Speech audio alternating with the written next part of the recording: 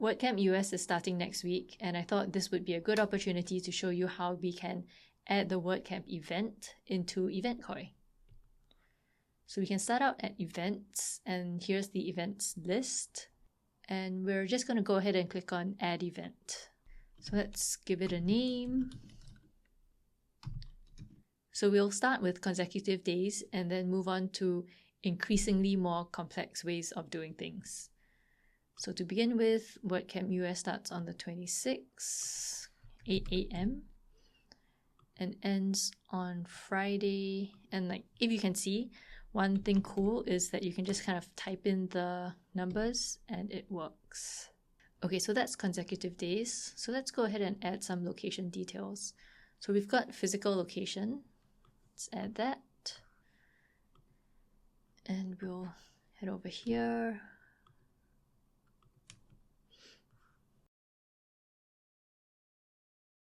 One cool little feature we have is the ability to embed Google Maps really easily. Here are the instructions, but basically let's go to Maps. And we're just gonna paste this to find the location. And then we're gonna hit Share and go to Embed a Map. And this is an iframe HTML, but we're going to copy it anyway, and then go back into our events and paste in the entire thing. Now, when you do that, we just pull the actual link from the entire iframe code. So, it helps you skip a whole bunch of steps. So that's the physical location. Now let's add a Zoom link as well, because as we know, a lot of the WordCamp talks are made available online. So let's call this WordCamp.tv, and let's go to here we go, WordPress TV. Here, okay, so let's add this, because we don't necessarily have all the links yet. So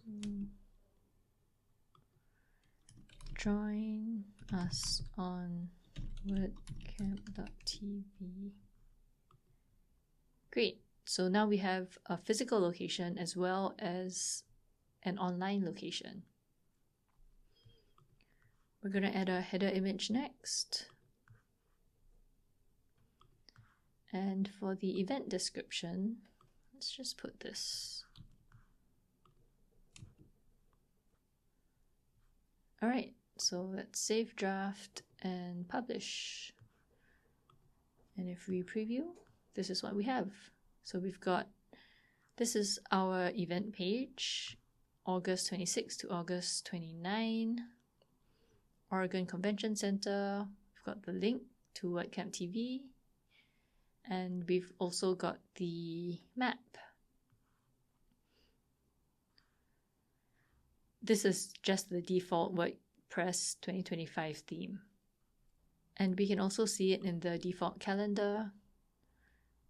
So here's our calendar, and if we click on that, it has a little pop-up that lets us add to calendar or share. And if we click on the description, it goes back to the event page. So now let's create a slightly more complex one. So if we go back to our events list and add a new event, let's call this WordCamp US version 2. So instead of consecutive days, we're going to select selected days.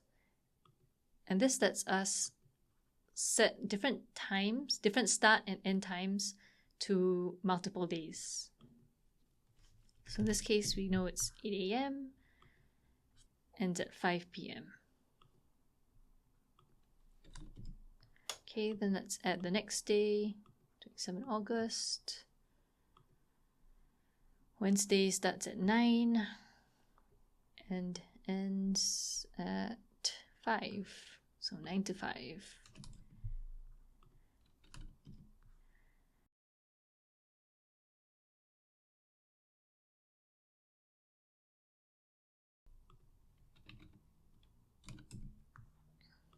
All right, so those are our days, and this lets us, get more granular so that when people add our events to their calendar, it allows them to know, okay, on Wednesday it's this timing, on Thursday it's this timing, on Friday it's this timing.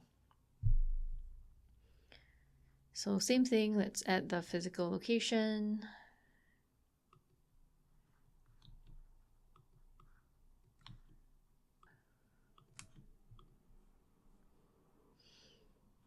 Okay, and let's publish this one.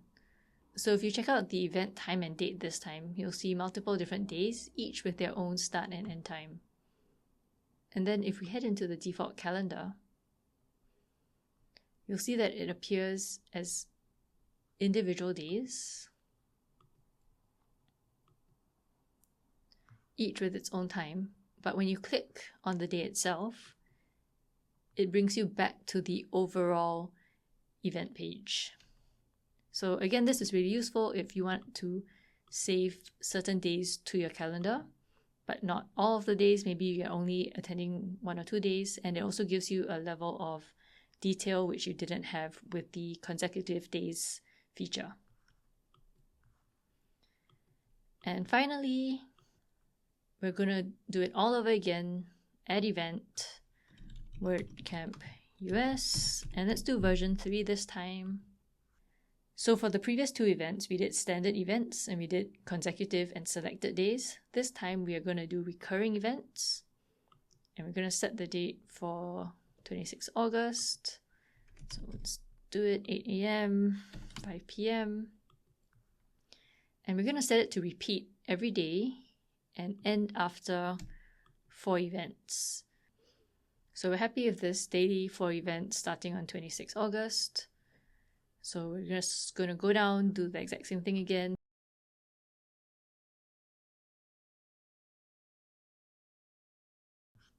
So if we go back all the way to the top, you'll see this new tab that opens up when we go to recurring events called recurring instances. So let's click on that. Here you can see each of our 4 recurring instances. And if you go into it, you'll be able to actually change certain details. So here you can see that if, for example, day 1, the contributor day, was held at a different event venue, you'd be able to easily change the event venue. In our case, let's change the event description. So we'll go back up to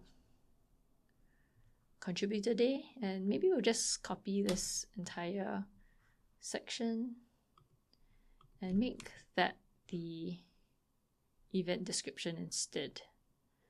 So we'll save instance, and if we look to the breadcrumbs over here, we can go back to the recurring instances table, and you'll be able to see a little edited tag here so that you know which of the instances you've actually edited. This is obviously really handy if in our case, we only have 4 events or 4 instances, but if you had 100 instances, you would definitely want to know which of the ones you've edited before are. So let's also just change the name. So let's call this Contributor Day. Okay, so we've got WordCamp US v3 Contributor Day, WordCamp US. What's the next day? It's called Showcase Day. Showcase Day. And okay, it doesn't really come with any special description, so we'll just leave it alone. Okay, so we've edited these 2, Contributor Day and Showcase Day. So let's go ahead and hit publish.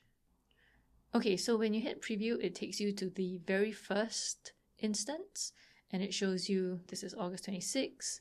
It's happening daily, and there are 4 out of 4 events left. We haven't built it yet, but one of the upcoming features would be a page that sits a layer above this. That's the overall recurring events page. Right now, we've only built pages for each recurring instance. So if you go into the default calendar, you'll be able to see that we've got our version 3 happening on the top over here. And if we click onto it, you'll see version 3 contributor day. And then we've got version 3 showcase day. So with each recurring event instance, you are able to change additional details. One thing that you might have spotted is that we can't currently change the time and date for each instance, although that also is coming soon. The last thing that I wanted to show you is time zones. So right now everything is shown in Asia Singapore time, but let's say that you wanted to see what 8 a.m. in Addis Ababa is, you can just click on it and it will show you that 8 a.m. is actually 3 a.m. So for example, if the WordCamp was happening in Singapore time and you were tuning in from Addis Ababa and you wanted to watch the WordCamp live stream, then you would know, okay, this is going to be happening at 3 a.m. my time and I have to wake up. Yeah, so that's about it. I hope this was informative. Let me know what you think.